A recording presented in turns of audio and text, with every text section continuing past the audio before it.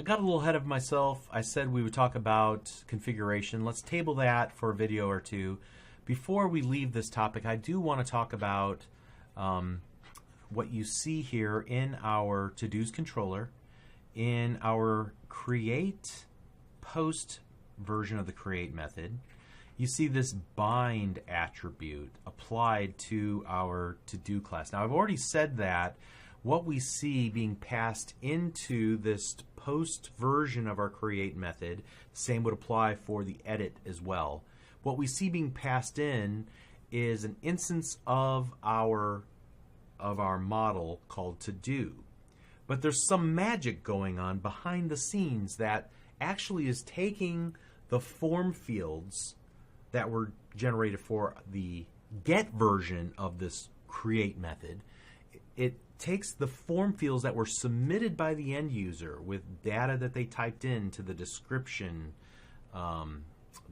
text box and that completed checkbox, and it converts those into instances of our model so that we're working with a strongly typed version of our model and not just loose, HTTP post strings. All right. So that process is called model binding. It works both ways. We bind our view to a model for display. We bind our model to a form post whenever we want to save or edit instances of our model, right?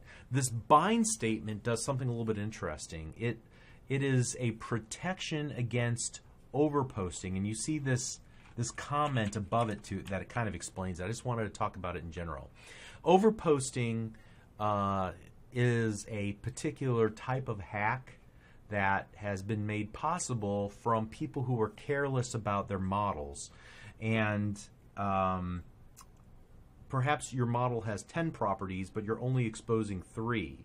The other 7 properties are for internal use only. They're use inside of your organization for various purposes. But a hacker could guess at the names of those properties on a specific object, like the to-do object, and attempt to send an HTTP post to our create handler here and just guess at the names and maybe guess 1,000 or 1,000,000 times until they guess the names of things, and use that as a technique to inject in extra information into our system that we didn't really want. Because model binding doesn't limit. If you give it a model and you say, on your view, I'm only collecting these 3 properties, the to-do ID, the description, and whether it's completed or not, model binding doesn't realize that you only want to bind those 3 properties. It'll bind anything with the same name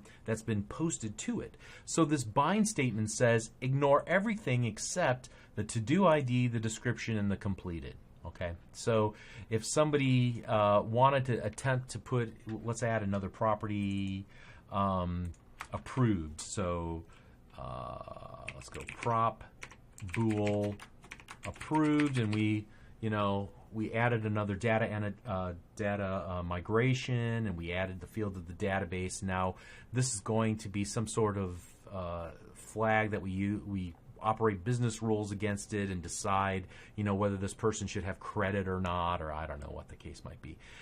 Somebody could come in and attempt to try to bind to that property even though it wasn't displayed on a form. Okay, and this just prevents that and says, no, that's not possible.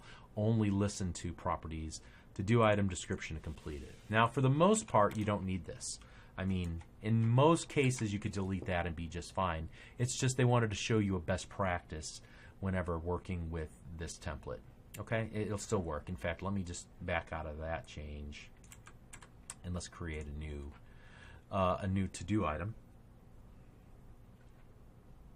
just to prove that you don't need it. It's just there for protection in a very tiny scenario that probably will never happen. Just a test, create. All right, and so we can still create it and edit and all that good stuff. Okay, so that is model binding and working with the bind attribute inside of models that deal with any data that's being posted to it. Okay? So we'll continue on in the next video. We'll see you there. Thanks.